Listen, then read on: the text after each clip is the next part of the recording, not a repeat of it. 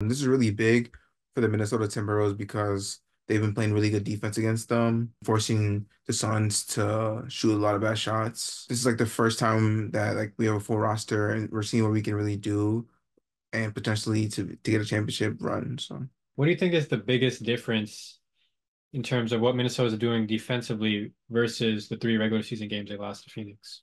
really putting pressure on the Phoenix guards, forcing them to take a lot of really tough shots and like forcing the other guys to beat you because as we've seen like the other guys that haven't really stepped up like Grayson Allen, Eric Gordon, and them. So Just defensively, again, just still top tier. Nothing can really get past us. I think too, we also saw like the scoring variety. Mm. We know Ant had a monster game last game. But this game didn't even have the hottest game, but we had Mike Conley and Jaden again to step up. And also even with Cat with the 4 fouls, Gobert playing good offensively, Nikhil Alexander Walker hitting some clutch shots. And again, just that, that defensive powerhouse, man. Like Katie not looking as aggressive because how much Jaden McGann's everybody just clogging that paint. Bradley Beal, Devin Booker not hitting the shots. Grayson Allen got hurt, was looking okay. Eric Gordon was like the only guy off the bench that really, I guess, stepped up. But even then, though, like their offense, like there's been some shots where they hit tough shots, was like, I'll live with that. You know what I Yeah. mean? And that's not something you can just like build a recipe on to win 4 games, especially in the West Coast, NBA playoffs. So I feel pretty confident. I feel pretty confident for our chances going into game 3 at their house. So Facts.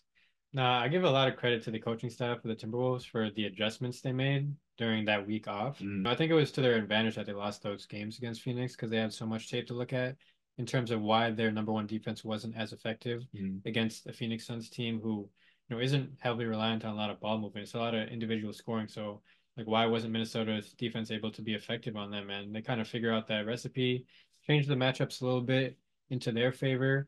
And it seems like Bradley Beal, Devin Booker, they're getting bothered in pretty much every shot. Kevin Durant, it's virtually impossible to really bother him. He's mm. going to do what he does. But I think what Minnesota's doing is just making it tough on them in every possession, and it wears them down to the point where they got to work on defense. Then they also have to work on offense. So there's nothing easy out there. You see their strength in numbers showing up right now with Anthony Edwards not even playing the best game and other guys stepping up and answering the bell. Karl Anthony Towns didn't even play his best game either.